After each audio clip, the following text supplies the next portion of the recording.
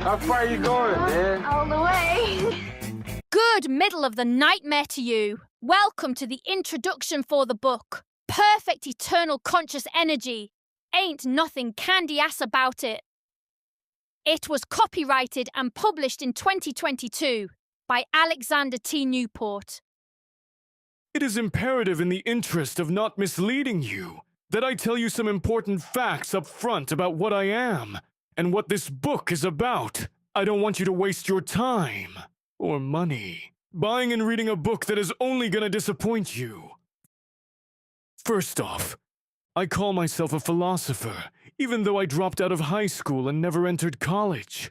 I have no degrees of any kind. I have never had a mentor, nor have I received any encouragement from anyone to call myself a philosopher. There are, perhaps, many different types of philosophers. I refer to myself as a life detective philosopher. For me, mortal life has been a mystery, and I have reduced that mystery into 4 fundamental questions, which I have been obsessed with answering since the age of 6 years old, June of 1970. Number 1.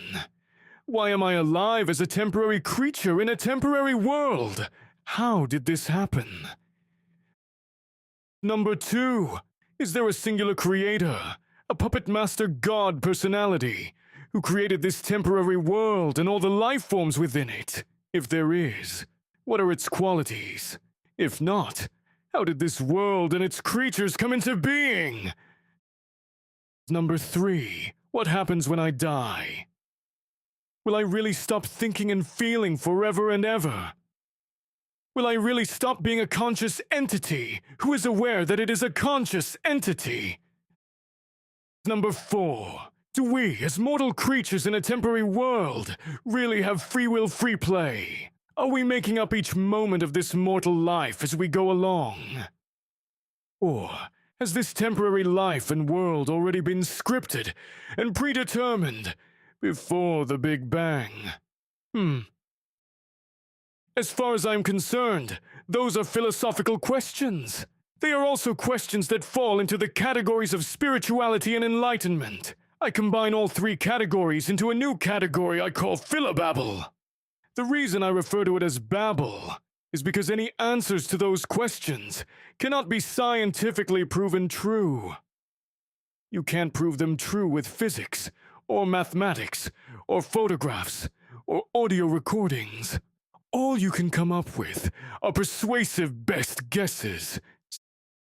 Secondly, I am not a typical philosopher in so much as I do not preach a message of peace, or love, or compassion. In this book, I will not tell you how to improve your life. I will not tell you how to spare yourself pain and misery.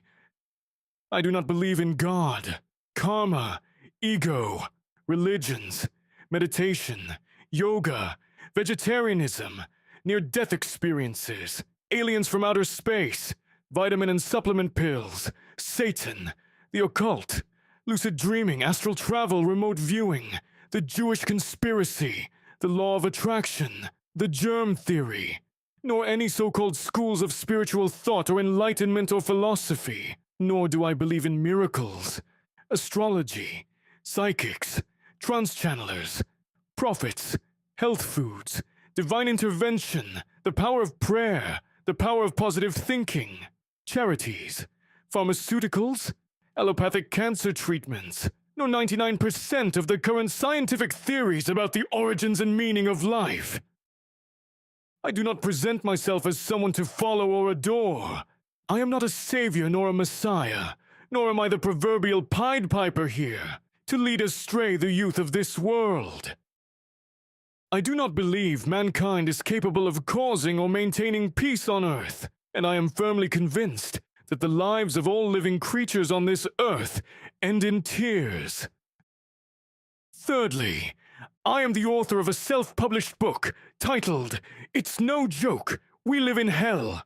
I do not believe this is a biblical or religious hell, but it is certainly some sort of a nightmare, worthy of being called hell. And it's made all the more hellish by those of you who deny it is hell. Somehow, without any logic or reason, you have convinced yourselves that hell would not have corrupt governments, pharmaceutical-based propaganda, healthcare as the #1 leading cause of misery and death, nor would you have deformed babies, or rapists, serial murderers, nuclear weapons, poisonous snakes, liars, cheaters, thieves, con artists, tornadoes, and religions that promote the idea that a singular creator of all physical life would actually be dumb enough to see sin in its own creations and send some of those creatures to never-ending torment after their painful, humiliating deaths. Fourthly, although I do my best to be polite in public, and to be kind and friendly and helpful and courteous to strangers, I am by no means a paragon of virtue. I have lied, cheated, stolen, killed living creatures, shoplifted, used racist and homophobic language, spewed cuss words like faggot and cunt and motherfucker and spoonfelcher, and have made fun of soy boys, dropped out of high school, enjoyed using illicit drugs, and engaged in vicious flame wars with hopeless idiots on the internet. Hear me now. At heart, I am a sex, drugs, and rock and roll kind of guy. I am not a Republican or a Democrat. If anything, I am a constitutionalist. I cherish the American Constitution and its Bill of Rights. Furthermore, I believe everyone ought to have the right to do whatever they want, as long as it does not threaten or harm any person or their property. I believe everyone who is not mentally ill nor a convict should have the right to own as many guns as they want, and to have the right to carry those guns on their body in public. I not only believe in the death penalty, but believe it should be a brutal death penalty that includes cruel and unusual punishments. I believe all people in positions of power and authority who are convicted of abusing their power and authority should be put to death in the most vicious ways imaginable. Ditto for all rapists, murderers, kidnappers, carjackers, and those who hurt children, animals, and the elderly. And when I say brutal, I mean death by chainsaw, death by steamroller, death by sledgehammer. I mean drawn and quartered, burnt at the stake, dipped in vats of acid, and dropped into deep pits of hungry alligators and so forth. No holds barred. I also believe that victims or their survivors should have the right to kill the convicted by any means they desire. If they don't want to kill the convicts themselves, then the state should put the convict to death by firing squad and show it as it happens on television. And there you have it. Again, I do not preach a message of peace or prosperity. I am not my philosophical hero Alan Wilson Watts. I do not ooze love and compassion like some sort of Indian guru. I do not dress in white robes, nor sit cross-legged on a stage next to a vase of flowers. As far as I am concerned, no truth shall set you free from all your scheduled illnesses, injuries, diseases, and misfortunes. This book is a collection of selected comments and replies I have made on the internet over the past few years. They are my conclusions about philosophy, spirituality, and so-called enlightenment. They were written for Reddit, YouTube, BitChute, Odyssey, 8chan Research, and the now-defunct Google+. Most of them received no replies and were downvoted. I am by no means a popular philosopher, and so be it. I wish it weren't true. I wish I was as famous as Alan Watts, and wish I could have made a living from my books and videos. But I still love what I have written, and I am probably the biggest fan of my own videos. I live in obscurity, and will die in obscurity. But it's not as bad as it sounds. I attracted love from a good, strong British woman, and many cats and dogs. I smoked acres of kick-ass marijuana and tobacco, and immensely enjoyed the works of Michael Schenker, Charles Bukowski, Kurt Vonnegut, Alan Wilson Watts, Terence McKenna, Yngwie Alcatraz Malmsteen, Neil Schon, Carlos Santana, and Robert Crumb. Yes, I lived in hell and made the best of what was available. Philosopher Newport, 4th of July, 2022. This next piece was written on the 22nd of February 2020. Ain't nothing the least bit pussified or candy ass about perfect, eternal, conscious energy.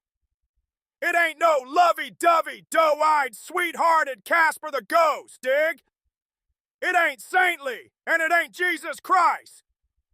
It ain't Indian gurus with beatific expressions, nor some homosexual bear offering hugs of compassion to members of the audience. Google the words omniscient and omnipotent. Google indestructible. Think of fearless spiritual warriors. Nothing can threaten their existence. Nothing. No thing. No thought. No feeling. No action. Nothing. And that includes the pain and misery you haven't yet felt in this existence. The pain does not change us in any way whatsoever. You have completely forgotten what it's like at home, and that means you have completely forgotten what it's like to be who you really are as a perfect spirit.